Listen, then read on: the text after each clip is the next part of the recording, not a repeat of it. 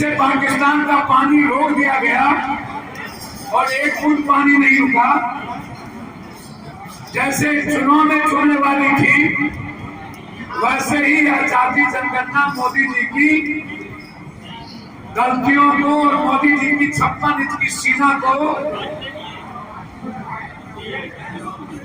जो बिल्कुल ही 5 इंच का सीना नहीं था, उस गलतियों को ढकने के लिए एक नया जुमलेबाजी, जिसमें उन्होंने कहा कि मैं गणना के साथ जाति का भी नाम पूछूंगा, जाति पूछूंगा। उन्होंने यह बात नहीं कही जो हमारे नेता राहुल गांधी जी ने कहा है कि हम जो तेलंगाना में जाति जनगणना किए हैं, इस देश में मुझे वही जाति जनगणना चाहिए जिसमें हर व्यक्ति की आर्थिक आजादी, राजनीतिक भागीदारी, शैक्षणिक आजादी,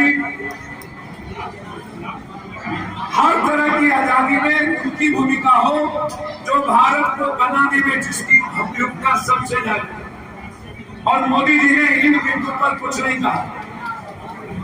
हॉटलाइन तो बना, लेकिन डेडलाइन नहीं बना।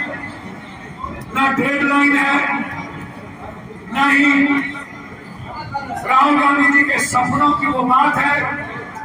इस देश के लोग चाहते हैं,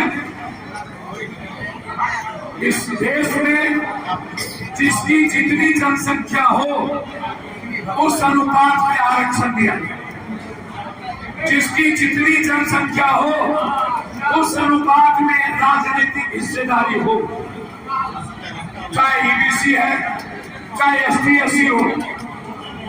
जो ओबीसी के नेता या कहते हैं कि हमारी जीत है, मैं उनसे कहना चाहूंगा, राहुल गांधी जी ने जिस तरीके से बिना डर के, बिना किसी राजनीतिक स्वार्थ के आज गाली सुनकर, अपमान सुनकर के 90% लोगों के लिए मरने का जज्बा रखे।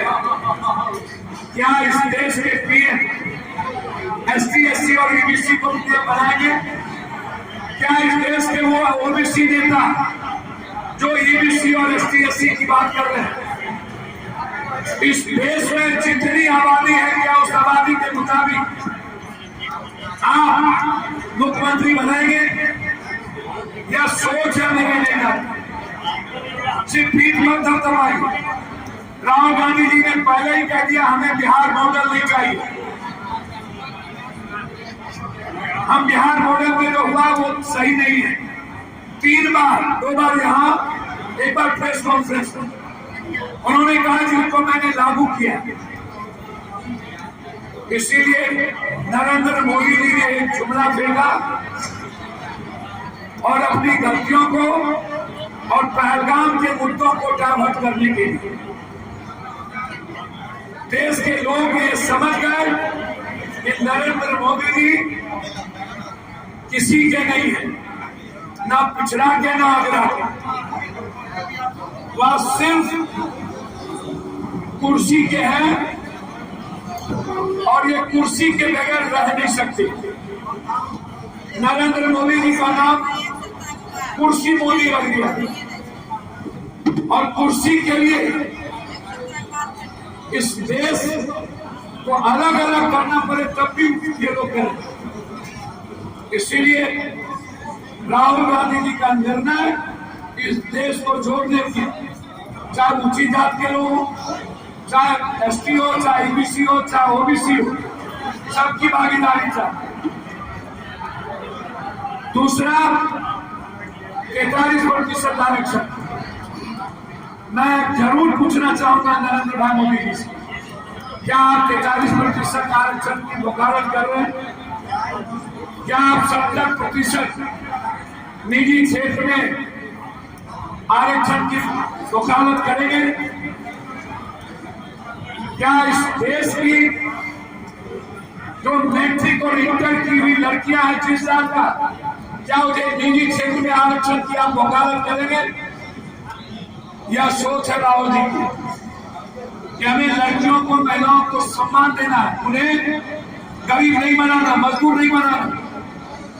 इसीलिए हम चाहेंगे हर कीमत पर जो निर्णय हमारे नेता ने तेलंगाना में 43% लिया, वह निर्णय इस देश में मोदी जी आप लें। तीसरी चीज, आज पूरे बिहार के वरिष्ठ नेता, जनप्रतिनिधि जो इस देश के लिए एनडीए को लोकतंत्र और संविधान के लिए खतरा समझती है, आज उसकी एक बड़ी बैठक हुई। उस बैठक में जो पहले से हमारी पार्टी का विलय कांग्रेस और हमारे नेता राहुल जी और प्रियंका गांधी के आदेश पर किया गया, आज उसकी सहमति और मुहर के साथ कि कांग्रेस के हर निर्णय के साथ हमारे नेता आदरणीय राहुल गांधी जी का जो भी, हमारे प्रभारी अलारू जी और हमारे प्रदेश अध्यक्ष और कांग्रेस का जो भी निर्णय होगा,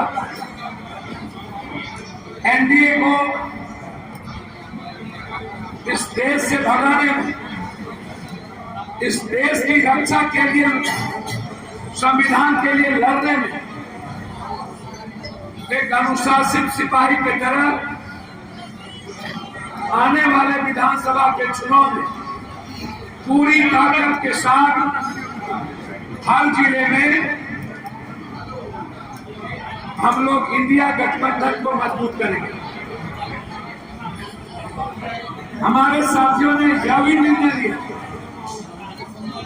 कि कांग्रेस बिहार में बहुत ही मजबूती के साथ आत्मनिर्भरता के साथ आगे बढ़ रही है। कांग्रेस को ना किसी की सलाह की जरूरत और ना किसी बैसाखी की जरूरत। कांग्रेस हमेशा आत्मनिर्भर होकर के आगे बढ़ा है।